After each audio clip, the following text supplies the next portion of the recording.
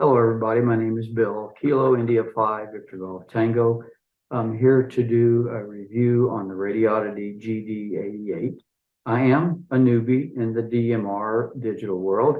I've had several analog radios and I just decided I wanted to see what the digital world is all about. So thankfully, the radio I ended up picking was the GD-88. And one thing I can say about Radioddity is their support is excellent. Not the least of which is this extended manual. Yeah, there you go. It's 200 some pages. How thick it is. And this is printed two-sided.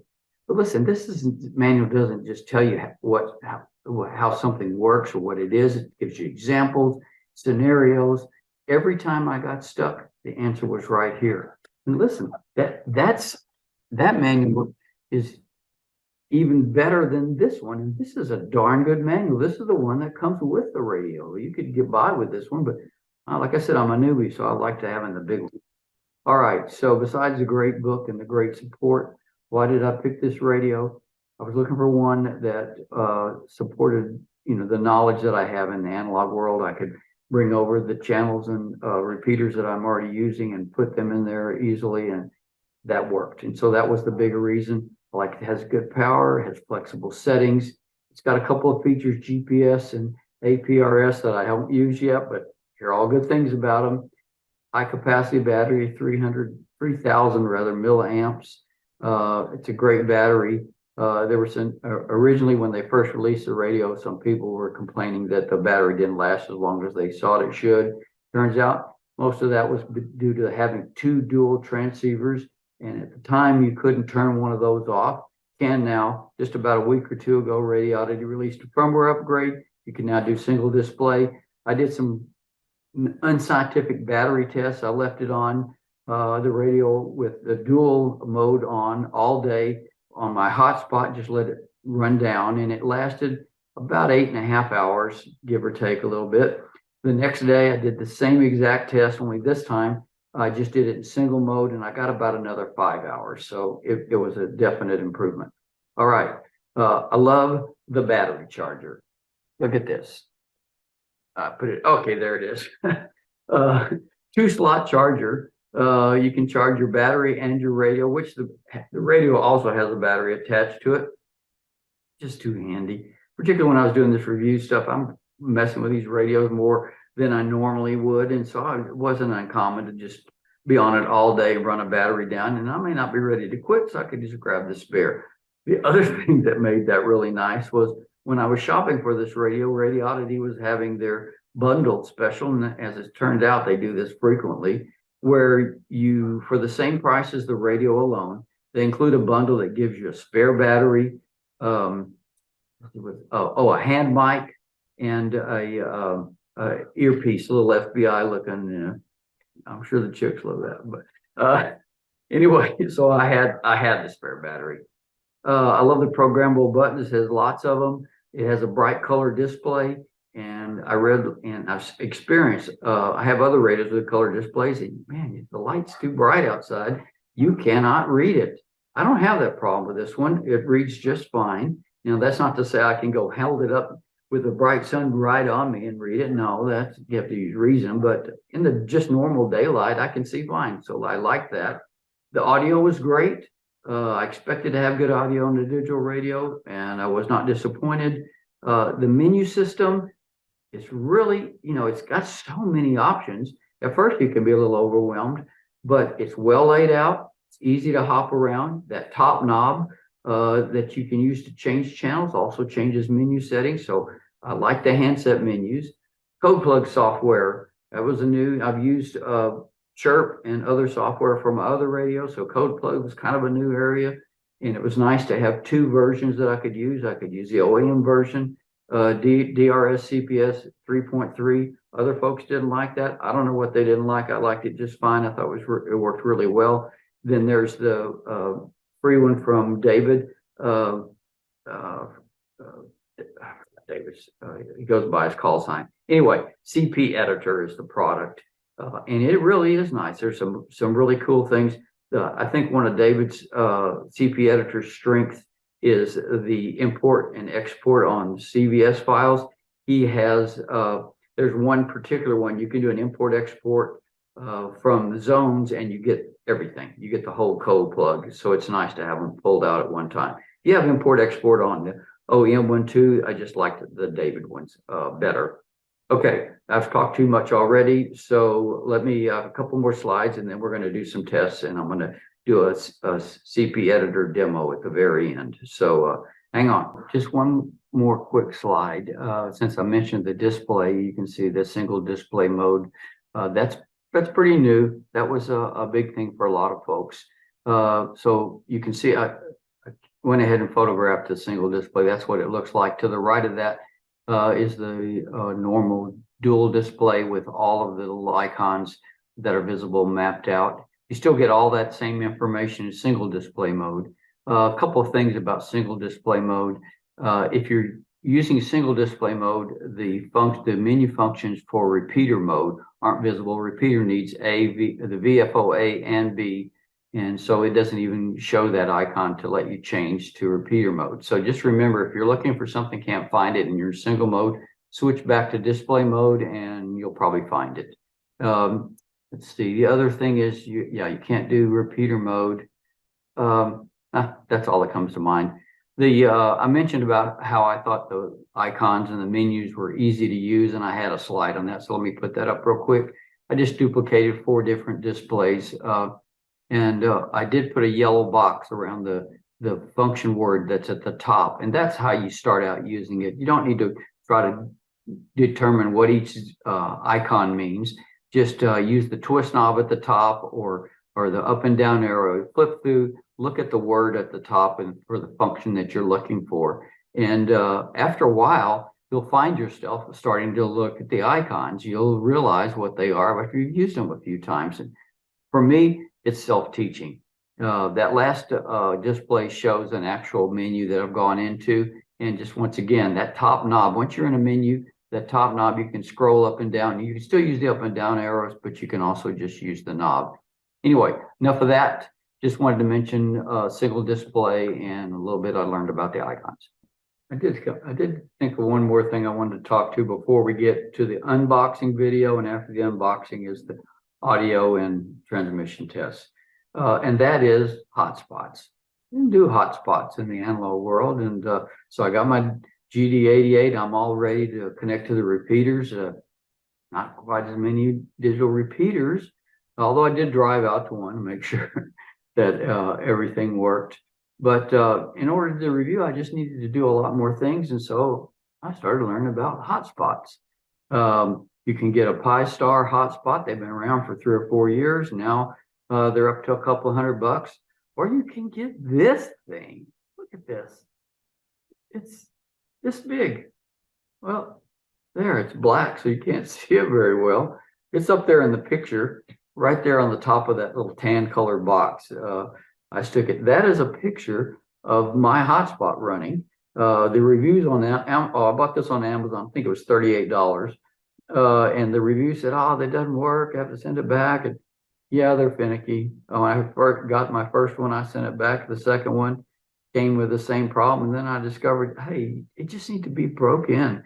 It's a really tight connection. I pushed it hard, got it working. And after I did that about 2 or 3 times, stopped having problems. So you use the hotspot to make your connection. It plugs in USB, micro USB into the hotspot cable. The other end is a USB, just regular USB-A. You run CER or SER 340 driver. It's free, simple to install, worked without a hitch. You run that little quick install, and that's what lets it read the cable or the connectivity. You don't need Wi-Fi. This is all connected through the computer. The application that runs is an application called BlueDV. Also, once again, very, very good, free, simple to set up. When you install it and you bring up the setup screen, that's the screen that's that green screen. That's what actually runs, and you can see the connections. There's Miguel in Portugal. Anyway, the setup wants to know the frequency you want it to use to talk to the little hotspot.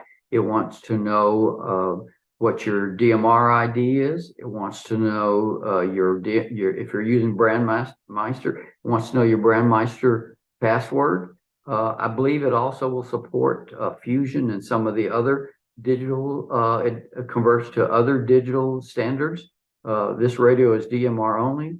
I'm only using it with DMR, but as far as I can tell, I can turn on the other ones too if I want to. So yeah, I said I'm worldwide for my talk group, and it's busy. You can talk to Australia, Portugal, have nice conversations.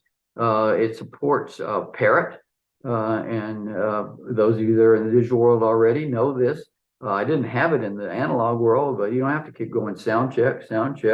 With Parrot, that's a dedicated talks group. You just dial into that talk group. You say whatever you want, and Parrot repeats it back to you, so you know you have a good connection to the server. So a lot of great things about hotspots. You know, if you're worried about getting a bad one, then just do what I do. Don't buy it out of China where it's about $15 cheaper. Just buy it on Amazon, bring it in. If it doesn't work, you don't like it, whatever, send it back. So simple. Anyway, can't say enough good things about Hotspot, and they made a lot of my enjoyment in this radio possible. Oh, by the way, so what happens is you turn your radio on, you chirp in, you click on it, and it basically logs you into Blue DV. And then as you're making QSOs and conversations, the audio comes through the radio. You hear the audio on the radio. When you speak, you're speaking through the radio. So it's three pieces. It's a radio, it's a hotspot, it's a computer. So anyway, that's it for now. Next thing you see, I promise, will be the beautiful unboxing video and some tests. And then at the end, we're going to do the CPEditor intro. Okay, that's it for now. Thanks. Hope you stayed along.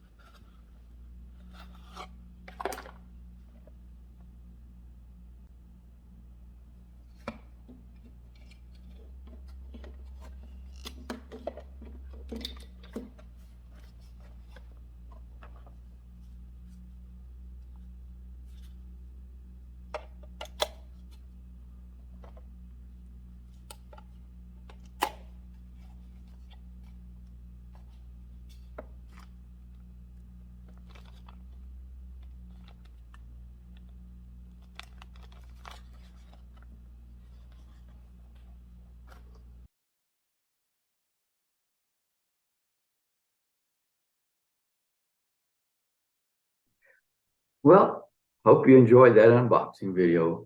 How wonderful that was. Okay, time for some tests.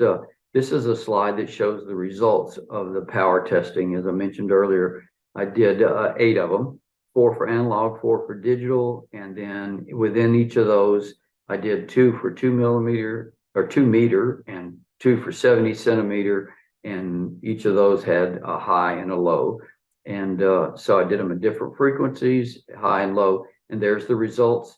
You can see that the highest power was analog, 70 centimeter on high, and it got about 6.6 watts. And the lowest was digital at 70 centimeter on low, and it got a 0.9. So that's good. You wanted micro for hotspots anyway, so that's perfect. So if you look at the radio in the slide to the left, you can see what I did was I named each of the channels I set up with what the test was. So the one on the display there says 70 centimeter analog high. So if you watch carefully as the video goes through each of the different test radios, you can keep up with which test happens to be going on at that moment.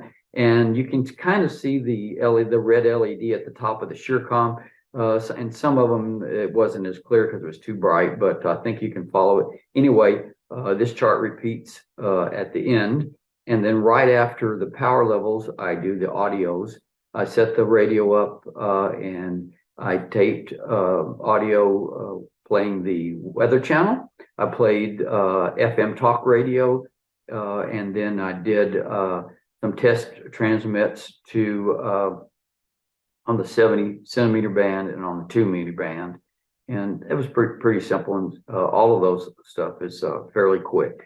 And so after that, we'll get into a demonstration of CPEditor. So hope you're still hanging on, and talk to you later.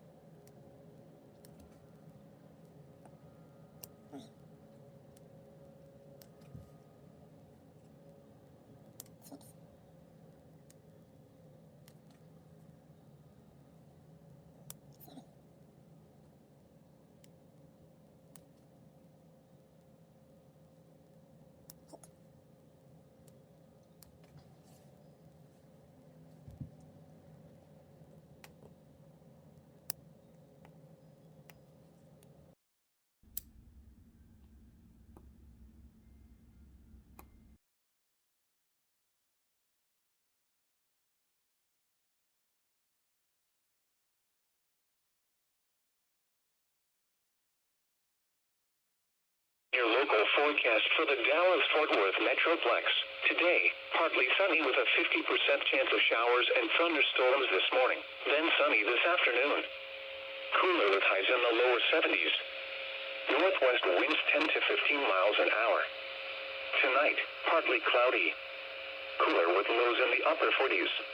Here at Your Morning, we're invested in bringing you refreshing storytelling from across Dallas-Fort Worth. We're your only local 24/7 news channel where you can get weather updates every 10 minutes. Each morning, we make sure you're informed with the news that matters to you so you can plan your day. So join us for Your Morning weekdays starting at 5 a.m. Central, now on channel 55 on Dish and DirecTV.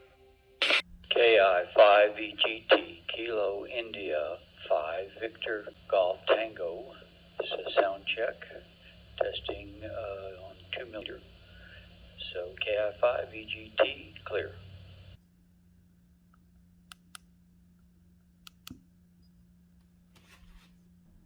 KI5 VGT Kilo India 5 Victor Golf Tango. This is a sound check. Testing on the 70 millimeter band. KI5 VGT. Okay, thanks. Hope you're still with me. I just want to make a couple of comments about the power testing. It occurred to me that when I've done other ones, that I'll always get comments about I shouldn't be transmitting on that particular radio, or I'm not licensed for this particular band, or things like that. So I'm very careful about that. So let me just tell you about this slide for a second. On the top left, you can see what my house looked like when we were building it before we bricked it, and that's radiant barrier. It keeps all the emissions out. That top room, and I had to put a circle there because I don't have any windows in that top room. That's the shack. That's where I'm sitting right now. And I get no cell service there, no TV sig, nothing. I mean, it's just pretty locked in. So that's where I've done my testing. And so that's pretty important, because one of the things I wanted to test was, one of the reasons I wanted to use this radio for GMRS is that we go riding in the mountains in Colorado, and we travel in large groups, and I may need to, or want to, scan the GMRS channels in case somebody in the group, has a flat tire, or falls off a cliff, or, is asking for help. I want to be able to quickly change from receive only to transmit and say, hey, I heard you, and we're on the way. And that's about it. So I'll do some scanning. This is not a Part 95 radio. I know that. And I know that you're not supposed to transmit on it. So anyway, I set it up for emergency purposes, and that's the only way I use it. So I'm not transmitting out on the airwaves. I'm locked in. And so just wanted to mention that. By the way, though, I used Chirp to get the GMRS CVS file out, and just dumped it right back in using the codeplug editor here. Everything worked pretty easy, so that was nice. Anyway, that's it. Quick comment on not transmitting where I shouldn't. For this codeplug software demo, we're going to use the codeplug editor by David MM7DBT. This is the first screen you'll see when you load codeplug editor. You'll see up here it says read from radio. We'll start by doing that. It pops up and asks for you to confirm that that's the COM port. I've already checked when I plugged in the programming cable. I looked at Device Manager. It said it is signed COM7. You only need to do this usually one time, and it'll remember it from then on. Now it's established a connection to the radio, and if you could see the radio, you would see there's an orange block right there in the middle of the display, and it says flash read, and it's showing a countdown as it loads the data elements that are on the radio. I did a factory refresh right before I started this demo. Okay, the first thing you're going to want to do is add your radio name, which basically we would use the call sign. My call sign, KI5VGT, and then your DMR ID. Obtain a free DMR ID from radioid.net. Takes a couple of days. You do it online. There's no charge for it. Apply for your DMR IDs. They're going to want to see a copy of your official call sign. The DMR ID in the DMR world is basically your phone number. It's a unique number assigned to you. All right, I have one, and it's 3198159. All right, that's done. These are all tabs. If you look here at the top of the screen, it starts with device info. That's the screen we're on now, and I'll just kind of jot down those. There's radio settings. We're not going to change anything on there today. You can just leave the defaults. Menu settings. When you look at your radio, there are a lot of menu options. And as time goes on, there'll be some that you just never use, and you can uncheck them, and you won't have to look at them anymore. Menu settings. Okay, other settings. We're not going to change anything. These have to do with text messaging and the APRS system. Not going to do anything with those today. DMR settings, just leave them standard. You don't need to make any changes on those today. APRS settings, the same. Button settings, I'm going to stop there for a minute. Your radio has 4 programmable buttons, each one of them, short press and long press. So basically we have 8 button settings that we can assign. Let me just pick on monitor. This is the default for PF, or for the P1 short press. And you'll notice as soon as I click into that field, the graphic changes. Now I see a picture of the side of the radio, and there's an orange button there. That's identifying for you that PF1 that's the button. Where that button is, and 4 showing you that that one is on the front. in the lower left. It shows it in red, so it's consistent with identifying all the other buttons. The thing I want to say about buttons is there are, I think, 28 different selections for a button in the GD-88 and in this software. Every one of those buttons has the opportunity to take any one of the same group of 28. We're not going to change any of them. We'll just leave the defaults, and as you learn the radio, you can decide if you want to change something. Okay, now we get to the part where we're going to set up the local club. Items we're going to work with today: contacts, RX groups, zones, and channels. Contacts, let's start with contacts. When click on contacts, here's a list of the contacts that are preloaded for you on the factory setup, and there's an option on your radio to do a factory reset. If you just play with it for a while, try different things, and you got so messed this thing up, I want to start all over. It's a menu option on the radio. Factory reset takes about 2 seconds, and it just resets it right back to it. We're going to add 2 contacts to the list that's already there. The first one is going to be using the call sign for our local club, and then the second one is adding a group that's a top group that's common for our club and in our area. It's a Texas statewide. So let's do this. We'll go to the bottom and just click on that, and when I right click my right mouse button, I have an option to add a contact. So I'm going to do that. It created one called Contact 25, and I just need to do one right now, and when I double click on that, I get this pop-up window. So Contact 25, I'm going to start my contacts just for so I can keep track of where I am. I'm going to just start them with CO for contact. So this is contact, and then the call sign for this club is K5RWK. And the club has its own DMR ID, and that is 311133, and the contact type is group, so that's our first one.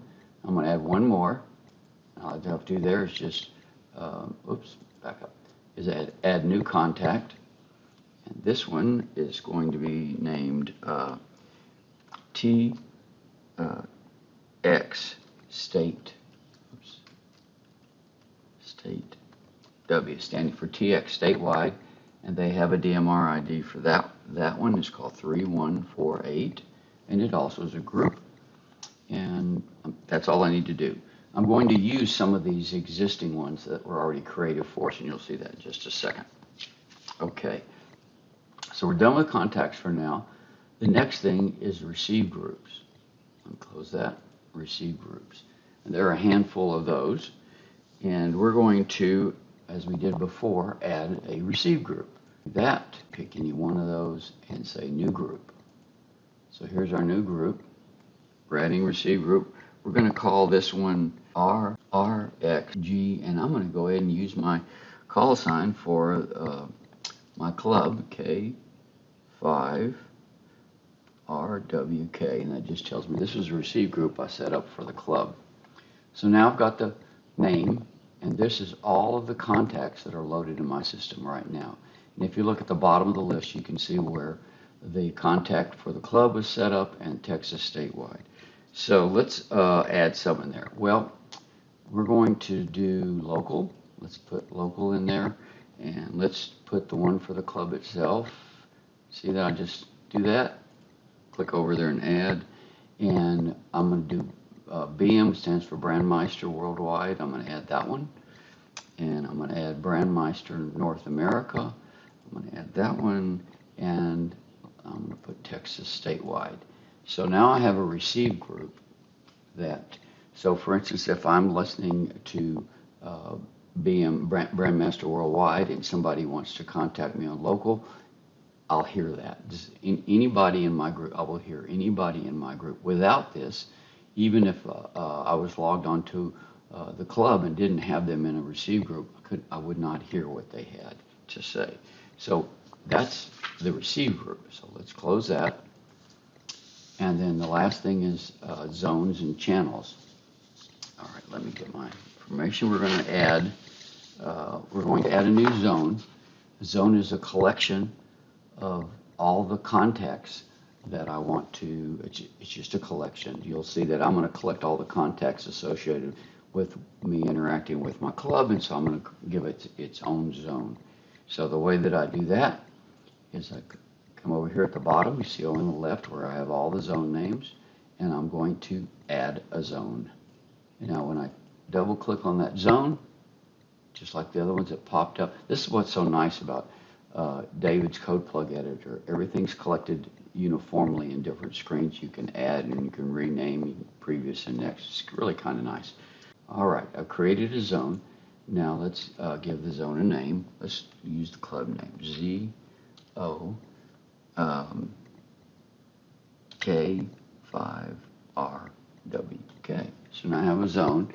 This is a collection of all the talk groups and items that I want to associate with that club. So I've done that. Now I'm going to click on that. Okay, now we're going to add some contacts into the zone. Let's we're going to start with, we're going to add channels. So let's do 4 channels. So the first channel, we're going to call that one, well, let's just keep that name, CHKWRK. First thing we need to do, now this is where it gets important. So let's, we're going to add the receive frequency, and that's off their website, and that is 440375, and then we pad it with zeros, and their transmit frequency is, it's +5 445 375 1234. It's a digital contact. You can leave that low. And in DMR world, when we assign channels, they communicate to the repeater using frequency codes. That's what we've done there. And in the digital world, the repeater can manage 2 time slots. It can share the same frequency with 2 streams, basically. Time slot 1, time slot 2. The owner or the administrator of the repeater determines which groups he wants to use on one time slot versus another one. So same place that we got the information for the call sign for that club and for their repeater's receive frequency and transmission frequency, it also tells us which time slots they want different items. So we're creating right now a channel associated with the group itself. And so for that one, it says to use time slot 1, TS1. So let me show you right here. There's a TS2 and an on. So we want TS1 for both. Receive and transmit. This is the color code. Color code, if you're familiar with the analog world, it's like CTCSS codes. It's just to have everyone, it's arbitrary. The administrator says, gee, I want everyone to use color code 1 or 4 or 5. I think there are 15 of them. And the only thing required is that everybody uses the same one. So he says to use 1, we use 1. Color code 1 there. And now contact. The contact we're going to use for this channel, we're going to use, let's scroll down all their contacts. There's the contact we created. So we'll just keep them consistent. 1 contact, 1 channel. We're going to create multiple channels for this club. You can create, if you want, one for one, contact, channel, contact, channel. Just know that you can do that. The receive group, this determines if we'll be able to hear anything when we're talking to that contact. And that's why we created that receive group, which had this contact in it and others. So there's our receive group. Let's see, I think, and that's it. So that's it. Some other things, we'll stop for a second. Take a look at the bottom here.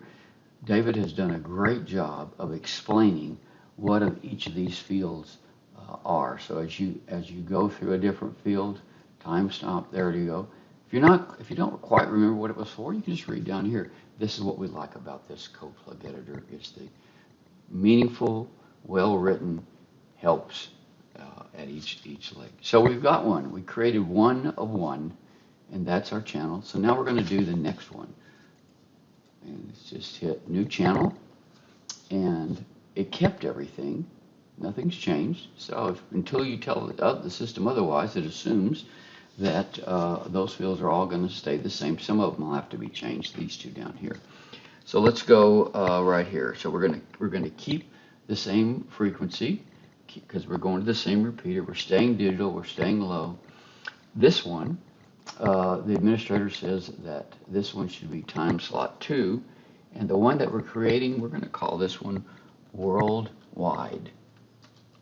And this that repeater will allow us to get to the worldwide talk group, which is a lot of fun. Okay, so worldwide talk color codes 1 contact.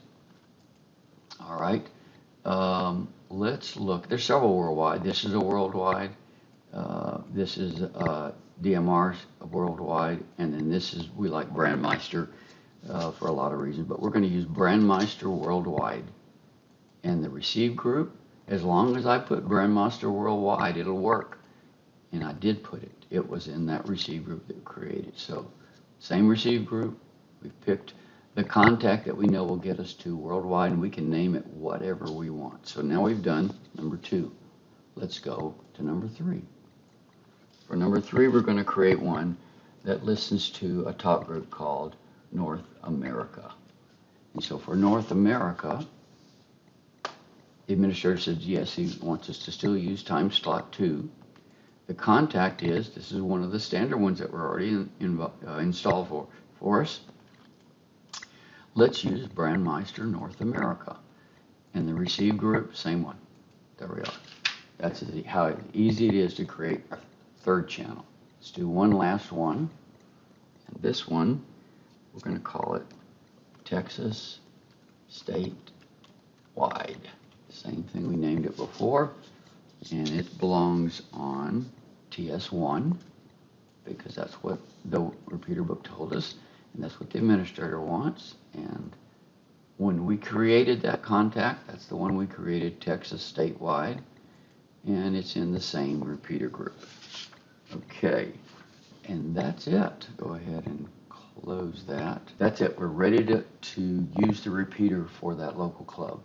What we need to do now, just write it to the radio. Same COM port, and just as it did a read in the beginning, it's doing a write now. And I can't demonstrate this in the software, but we'll hopefully be able to do some filming of the radio set itself. Now I'll be able to select a zone using the keypad when I turn my radio on, and when I twist the knob at the top, I'll see 4 channels. These are the 4 channels we just created. I could stop on any one of those, and when I press push to talk, it will send a chunk out to that frequency that we selected, and if we're in range, we'll get a reply back.